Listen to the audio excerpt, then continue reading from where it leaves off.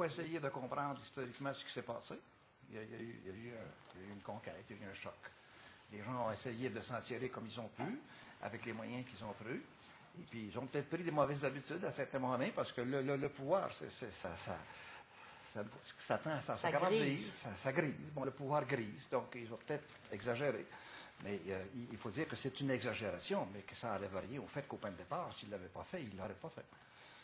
Donc, on se retrouve avec ce qu'on appelait la Révolution tranquille, préparée par des gens, comme tu l'as souvent souligné, préparée par des gens qui étaient souvent des religieux eux-mêmes ou qui venaient des institutions religieuses et qui ont nourri cette révolution-là. En fait, la Révolution tranquille, on peut dire que c'est un peu l'aboutissement de toute une longue démarche. Comme je l'ai dit tantôt, ça ne s'est pas fait contre. Mais de l'évolution de l'Église aussi. Oui. De l'évolution de l'Église. Grande catégorie sociologique, il y a toute la question de la modernité ici. Il ne faut pas oublier qu'il se passe ici au Québec, il se passe le mai 68 en France, bref, partout dans le monde occidental, il y a cette espèce de remue-ménage, d'effervescence qui vient d'un certain succès, au fond, de la société antérieure. Cette société antérieure-là a formé des gens intellectuellement, puis même économiquement. Les gens ont plus de moyens intellectuels, ont plus de moyens financiers, et ils sont moins dépendants des institutions, veulent se libérer de ça. C'est l'avènement de l'homme, de l'individu, il ne faut pas oublier ça, c'est l'individu qui commence à percer, qui dit, moi je suis autonome, j'ai besoin de personne d'autre pour m'arranger, j'ai plus besoin de ces institutions-là. Il y a tout cet avènement de l'individu. Souvenez-vous de la France, mai 68, il est interdit d'interdire. Bon, c'est un mouvement occidental. Il n'y a pas juste ici que ça s'est passé. C'était quand même très doux ici, si on compare à ce qui se passe en France. Souvenez-vous de la révolution à Budapest, dans les pays... Bon, même dans les pays soviétiques, ça bouge. Là. Il y a une espèce de prise de conscience. Donc, ça a pris cet aspect-là au Québec, mais c'est presque mondial.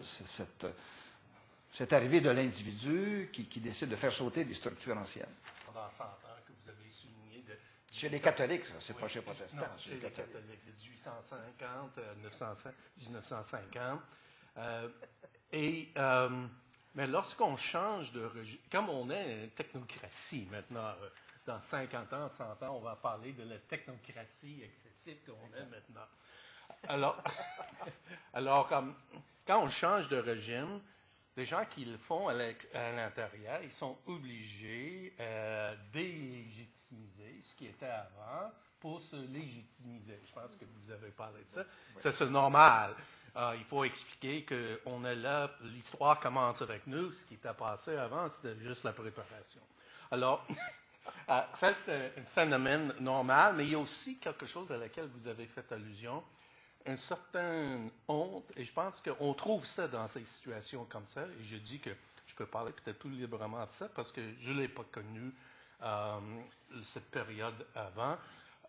C'est un certain honte de ce qui s'est passé avant, et j'invoque la question des collèges classiques. Parce que moi, j'avais rencontré les Québécois en premier à Varsovie en 1962. C'était une délégation d'entraide universitaire. On était 40 Canadiens, dont 10 du Québec. Et j'étais ébloui par l'envergure culturelle, le sentiment de responsabilité collective que ces gens-là avaient. Tout est produit des collèges classiques. Et aussi, ils étaient bilingues. J'avais jamais rencontré des gens bilingues. Alors, ces gens-là, vous avez invoqué ça, que c'était des gens comme ça qui ont fait le rapport parent. Mais ce qui est fascinant dans le rapport parent, ils ne parlent pas des collèges classiques. Ils parlent d'une certaine éducation de type classique et les déficiences de ça. Ils parlent de ce type d'éducation classique. Mais ils ne parlent pas. Et je veux mettre, parce que je veux être sûr de mon affaire, parce qu'évidemment, j'ai les 5 volumes chez moi, mais je ne l'ai pas tout relu. Je suis allé selon les chapitres, mais j'ai lu les sections où on parlait du passé, où on parlait des nouvelles institutions. Ces gens-là, à peu près, sauf les protestants qui étaient sur la commission, avaient tous passé par les collèges classiques, mais dans le rapport parent, ils n'en parlent pas. C'est quand même frappant. Je pense que c'est une manifestation de ce phénomène qu'on internalise une certaine sentiment de culpabilité et qui est renforcé par le climat de l'époque, les tendances de l'époque, qu'il faut se moderniser, il faut être démocratique, il faut élargir le système d'éducation. Et je pense que ça a joué dans le déni du passé. Et pour moi, c'est illustré par le rhétorique, le langage dans le rapport parent. Ils auraient pu dire que nos collèges classiques étaient déficients à cet égard, il n'y avait pas assez de sciences, il fallait les changer, mais on ne les nomme même pas dans le rapport parent, qui est quand même fascinant. Parce qu'ils voulaient proposer comme solution de remplacement. Ça pourrait peut-être expliquer ce... Oui, je pense que c'est bien ça, surtout, comme j'avais dit tout à l'heure, le rapport parent, c'est en 62, 65? 64. 64. Alors, on se fiait sur les données de recensement de 61 et on avait 51. Alors, on disait que, évidemment, le Québec est en pleine expansion démographique, la population scolaire, ceux éligibles d'être rescolarisés, va doubler dans 10 ans. Alors, il faut se préparer. Mais ce qu'ils ne disaient pas, et c'était dans leurs chiffres, que dans la décennie avant, il y avait doublé aussi.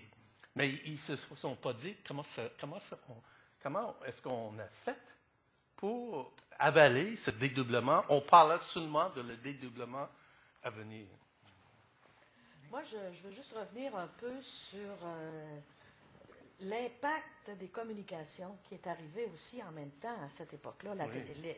L'impact de la télévision, de la modernité, de la rapidité. Tu sais, avant, les gens avaient une nouvelle sur le perron de l'église. Puis ma belle-mère, qui a 87 ans, elle parle encore de la Gazette. Elle ne lit pas le journal, elle lit la Gazette. Puis avec tout le respect que je lui dois. Mais on voit l'impact. Tu avais une petite nouvelle verbale où tu écoutais sur la ligne du téléphone à la ligne de tout le rang. C'est comme ça. Il faut voir aussi tout cet aspect qui a changé la mentalité de la population en même temps que l'arrivée, comme le disait M. Caldwell, de ces prévisions qui s'en venaient en oubliant un peu tout ce qui s'était passé. Et ça, c'est un aspect, après ça, je vais me taire, sur lequel on insiste peut-être pas assez. C'est que Québec a connu une modernisation tardive et accélérée. Oui, voilà, rapide. Oui, rapide. Plus tard, on a vu la même chose en Irlande, en Espagne, en Portugal, en Pologne. Québec l'a connu en premier. Mais c'était tellement accéléré et tard que des gens avaient peu de temps à s'ajuster. Nous, on fait ce débat-là 30 ans après, et on commence de faire ces débats-là. Mais sur le coup, on était pris avec quelque chose. Et moi, je me souviens, même en 72, quand on est arrivé à Saint-Edwidge, on avait des lignes partagées aussi.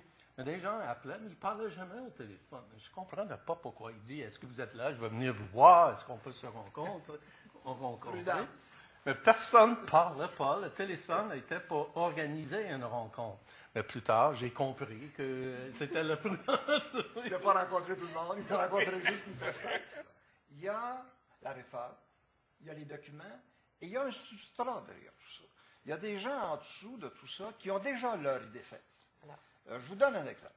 Quand à un moment donné, le rapport parent dit qu'il faudra faire des écoles de maximum 1500 élèves, mais il faudra, au moins pendant 5 ans, expérimenter l'impact qu'aura sur les élèves un tel rassemblement d'élèves.